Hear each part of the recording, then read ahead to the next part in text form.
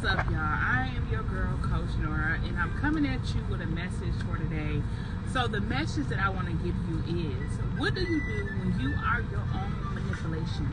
So this is the talk of single, sassy, and saved tonight. Y'all can drop in the box below, but we're going to talk about this. What do you do when you are your own manipulation? What do you do? Like, what do you do when you are the one that's causing all the problems? What do you do? Y'all, I had to ask myself that like a while back. I had to say, like, girl, child, you is really messing up your life.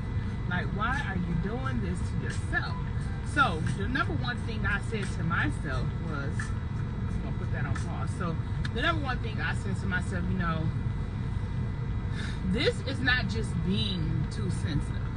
This is being real with yourself. When you get to a point where you realize that you are your own manipulation, that you are the reason why you are messing up, that you are the reason why you are questioning yourself. See, people don't know manipulation is this. It's designed to make you second guess yourself. It's designed to make you question yourself. It's designed to make you feel like you're not being what you need to be.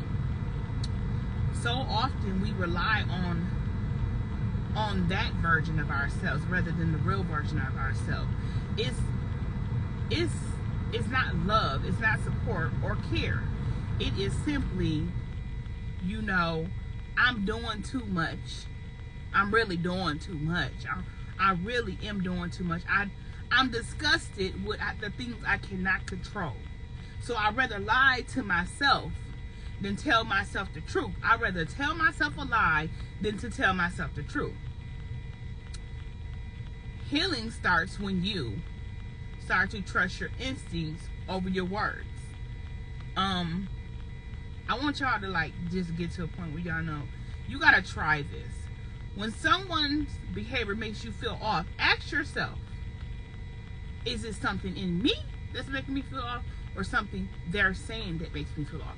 Or is it something that's causing me to second guess who I know I am?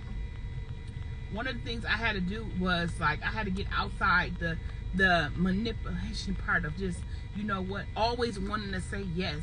And it's manipulation. It's like you saying yes when you know you should say no. Like, why are you saying yes? You know you should supposed to be saying no. And it's it can seriously mess up your whole entire life. I'm just gonna keep it 120 with you. When you are a person who has constant manipulation in your life, it can seriously mess up your whole life. It can mess up your work. It can mess up your relationship. It can mess up your friendships.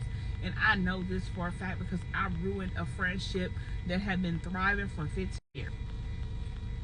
That had been thriving for 15 years because I let my mind get the best of me. I let a part of my mind get me so off and so to the point where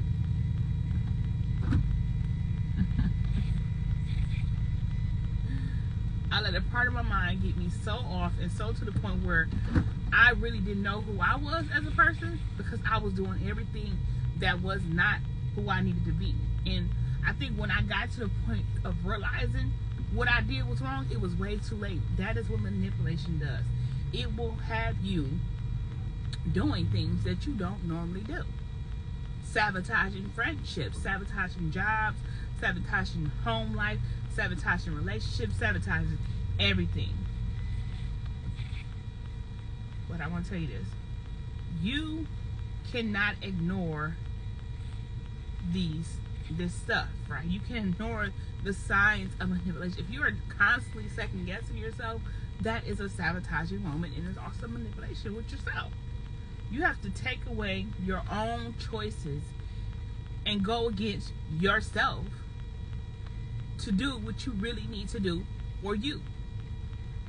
And yeah, it's not fair all the time. I'm going to tell you that. It's not fair all the time. And yeah, you probably will get upset.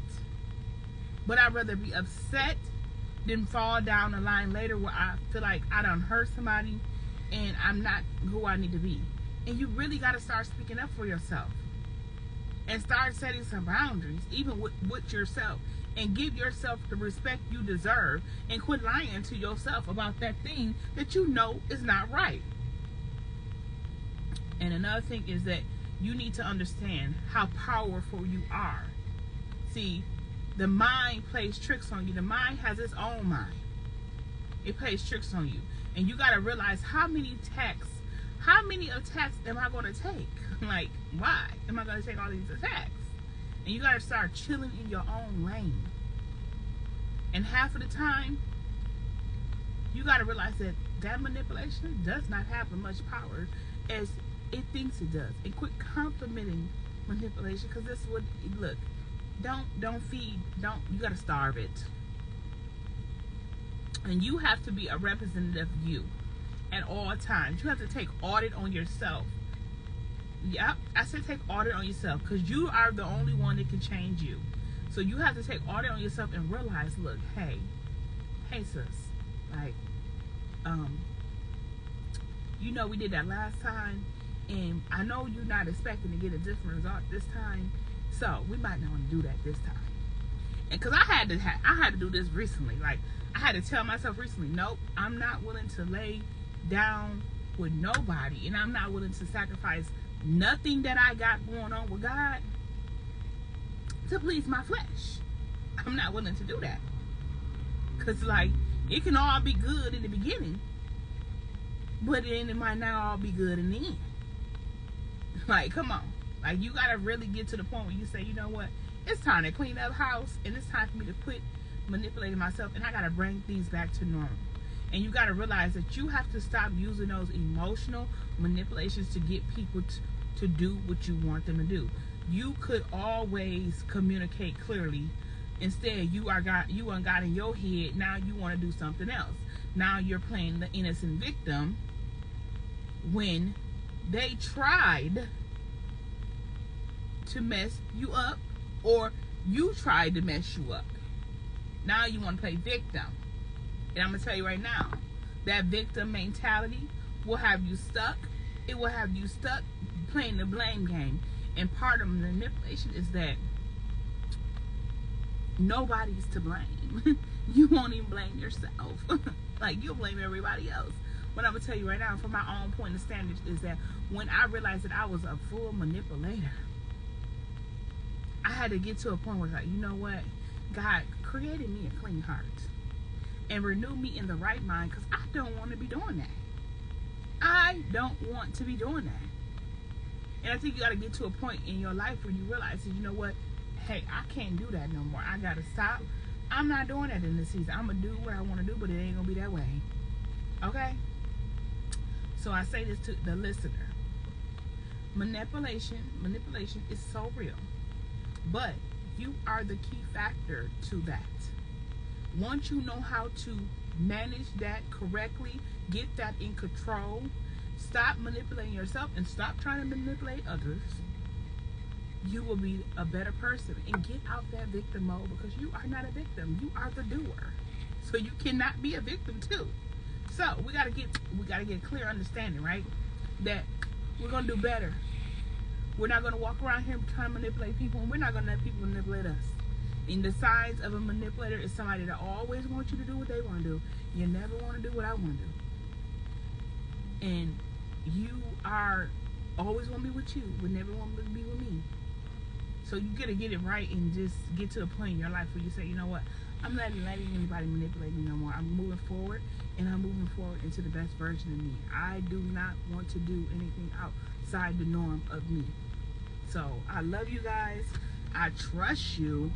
Y'all have a good evening. Stay blessed, stay kind, stay sweet, stay lovable. I love you.